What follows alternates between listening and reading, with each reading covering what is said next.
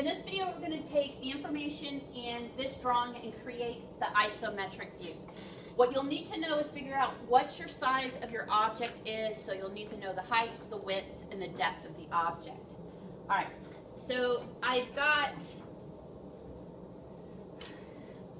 if you zoom in on this, you'll see that there is, so for the width, I've got 1, 2, 3, 4, 4, and 4, so it's 12 in the width. It's 2, 4, 8 in the depth, and how many in the height? 2 and 4. 1, 2, 3, 1, 2, 3, 5, 7. Thank you. I told you sometimes it's hard to see. Okay, so here's the thing with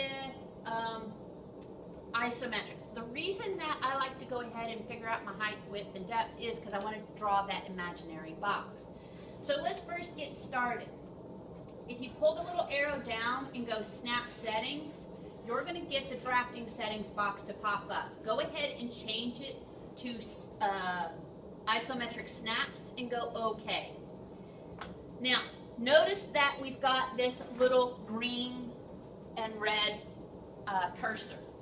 Now, the other thing you have to do is I click on these 3 little bars down here, and it gives me these options.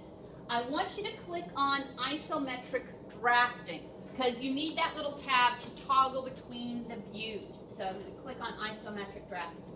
What that does here is gives you this little icon down here. It's the green and red cursor, and it has a little arrow next to it. When you pull that arrow down, you have ISO left, ISO plane left, ISO plane top, and ISO plane right. Now, remember, left is front, top is top, and right is right. All right. Now, the other nice things is when you're drawing, you can use your ortho mode. And the ortho mode's always going to pull you in a 30-degree angle of some sort. Okay? Also lets you pull the 90, I believe. All right. So here's the thing. Right now, I'm going to draw in the ISO plane left, because what I want to draw is the front of this box. Now, I'm not going to pick a specific spot. I'm just going to draw over here on the side. I'm going to start with the line command, and I'm just going to arbitrarily pick a point for right now. Now, look what it does. It only lets me go forward and back in this direction, and up and down, north or south in this direction. All right? So, I told you that it was going to be 12 feet, or 12 inches, whatever units, 12 units in length. Okay? I'm going to move this over for right now. I'm going to put it right here. So basically, I drew the front of this box. A line, an imaginary line that came from here to here. All right? Now,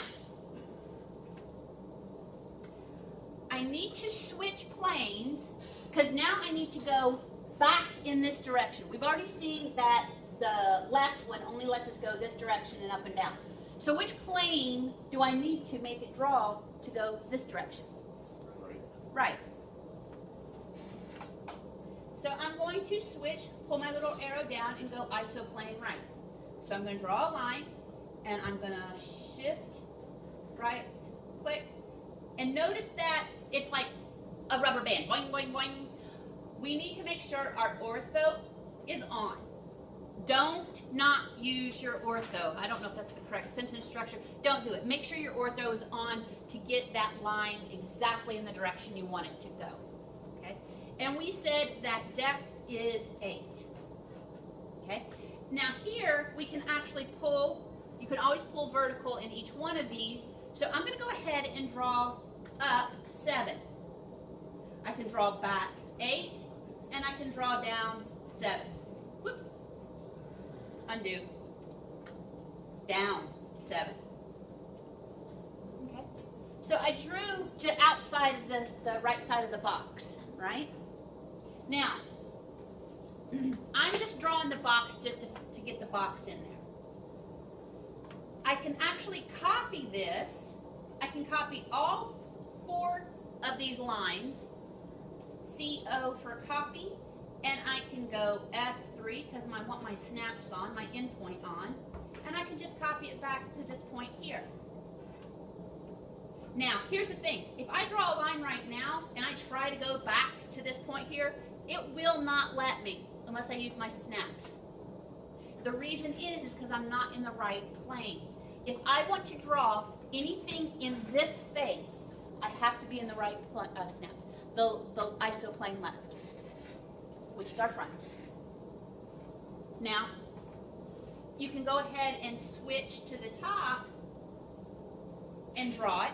Here's the other hint, hint, wink, wink, nudge, nudge. Notice how each time I shift this, it actually flattens into the plane that I'm looking at. So if this is the top and I go to draw a line, it'll be endpoint to endpoint. And I can draw another line, endpoint to endpoint. I've got my glass box. So if I wanted to work in the right, notice how my plane went to, my whole cursors changed into that plane. Is you got to keep your mind going. Which direction do I want to go? All right? Now, sometimes when I do, and I'm doing some repetitiveness just as a beginning, so technically I don't need this box at all. This is just like my construction. So I want to make sure, until you all get familiar with using isometrics, I would actually put that on my, I don't have a layer for it. I would put it on a construction layer. So I'm going to put a construction layer.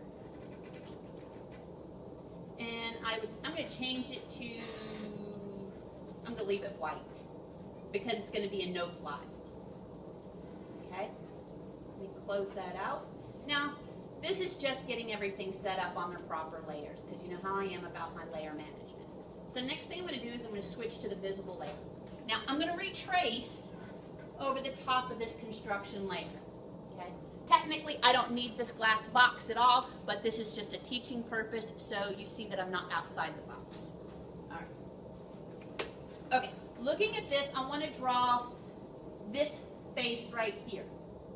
So I'm going to start back here in this corner, and I have to come out 4, up 3, right?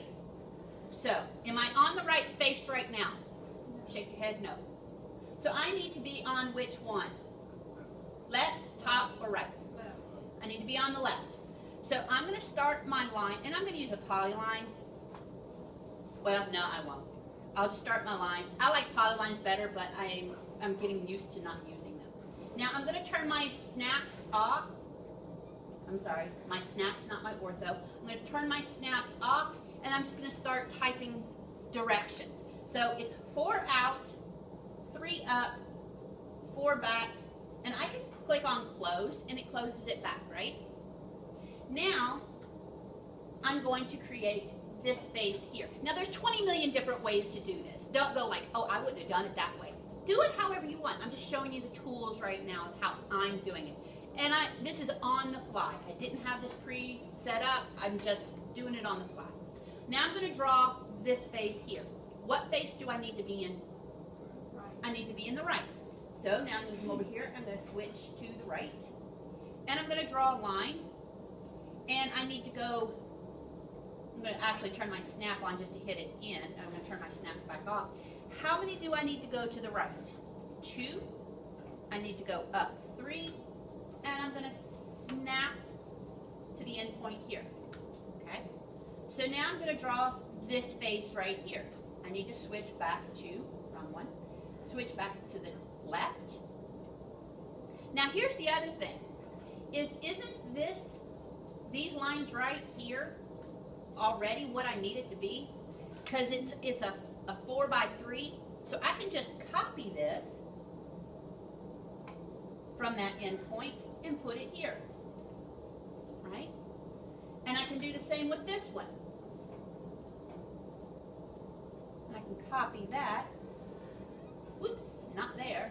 Got to remember which point to copy it from. I can copy this here to here, right? And last. As long as your snaps are on, and you can snap from endpoint to endpoint, it will let you snap from endpoint. I don't have to toggle between. okay? And the last but not least, I'll copy it again. I'm going to show you another command just because I'm doing this. If I copy this to this point right here, so I've got basically this face, this face, this face, this face, and that face drawn, right? If I highlight this line right here, notice up here in my properties, there's 2 lines over the top of it. That happens to us sometimes, so I'm going to show you a command called overkill. So overkill, and if I select these objects, it's going to say, what do you want to overkill? I want to get rid of the duplicate lines. Okay? Some drawings get so heavy with duplicate lines. This is just a little bit off topic, but I do want to show you this. It'll allow you to kill anything that has a tolerance of, and this is a tight tolerance, 0.000001. And I just go, okay. Now it should have gotten rid of all of the duplicate lines. So there's not 2 lines there anymore. There's only 1 line. That's just a nice little command. Now, the next one, okay, right now I'm going to go ahead and pause, and then I'm going to go ahead and finish up the rest of the views. And I didn't tell